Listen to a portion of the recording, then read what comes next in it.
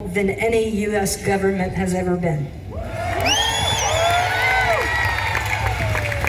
Congregations like these ones terrify tyrannical world leaders and all power and money structures, because it's in these moments where we might accidentally fully realize our potential as a collective. And the most radical and the most dangerous thing that we can unanimously experience together, and this is gonna sound wholesome, but it's not, is love. Because if we love one another, we might defend one another. To power structures, folk music is and always has been utterly fucking destructive. It destroys it. It's a truth teller and it's a power killer. Folk music is a power killer. I'm acutely aware of this primitive feeling every time I'm here. The undercurrent of it, the history in this place and places like it really, really genuinely move me. I love you too. I do. There have been many pockets of this over time, and they've shaped the music that we love and the best parts of our collective culture. There was always a time of community. There were scenes.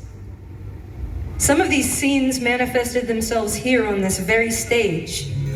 There was Greenwich Village, Haight-Ashbury, Tin Pan Alley and Denmark Street, Motown in Detroit, the Bakersfield Sound, Memphis Sun Studio, Preservation Hall. There was grunge in my own hometown of Seattle.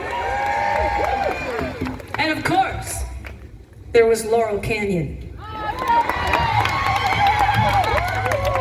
Groups of otherwise disenfranchised artists that gathered themselves around a place, a time in history, or sometimes even a person to create a powerful movement of communal support. Sometimes a little healthy friction, competitiveness, a little political discourse, some romance maybe, a primitive connectedness that transcends every kind of human separation to make music together instead of apart.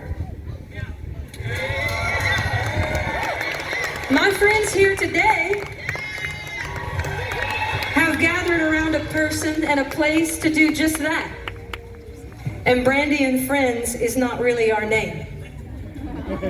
For the last 3 years, like a wayward transient gang standing around a barrel fire to warm our hands, we've been brought together in the living room of one Joan Anderson from Saskatoon, Saskatchewan. To be Joni's ambassador for this and a harbinger of her vision is without question the greatest honor of my career and maybe even my life.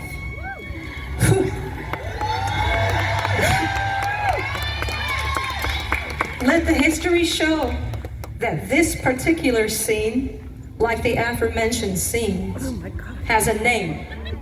This scene shall be forever known henceforth as the Joni Jam.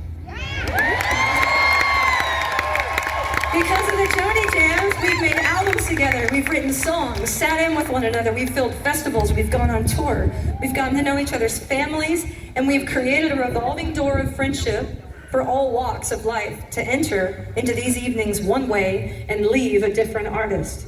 Nothing brings young folk singers together in naked equality quite like the sheer terror of trying out a new song in front of Joni Mitchell.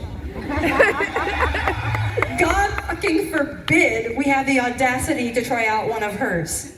The Joni Jams have fed us elevated hot dogs, wine, and humility. No one has a video. We forget that we even own phones. The jams are the evisceration of the artist ego in the modern world. Joni is our ultimate hero, but sometimes the fucking sky explodes and even more of our heroes will step into a jam and lend us a song or a harmony. There's nothing more precious than encouraging words like these from your heroes, the moments of humility that I have witnessed in this place.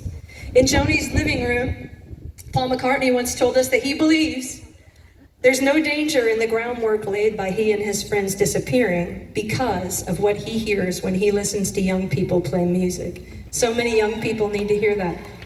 Elton John was so moved by the jams that he sang an incredibly emotional and stirring performance of your song straight to Joni to thank her for bringing artists together in this forgotten way. One time Bonnie Raitt had to start that song about the midway over again, halfway through, because she wanted so badly to get it perfect for Joni.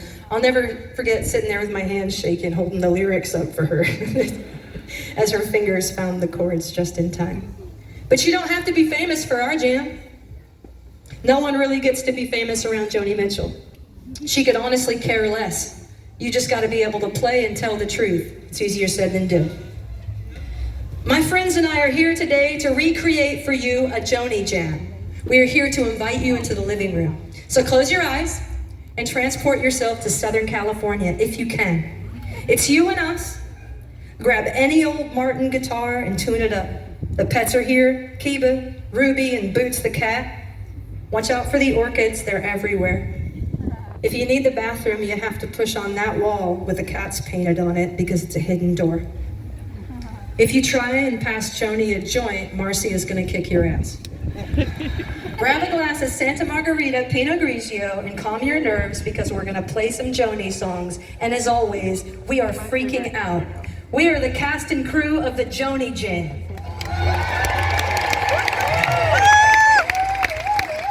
Taylor Goldsmith is here, and Celeste. We got Blake Mills. We got the Lucia Scouts, Jess Wolf and Holly Layson. We got a few of Joni's longtime friends and now ours, Rick Wakefield, Marcy Jensick, and Sachin. Josh Newman on cello. Tim and Phil Hanseroff on guitar, bass, and dulcimer.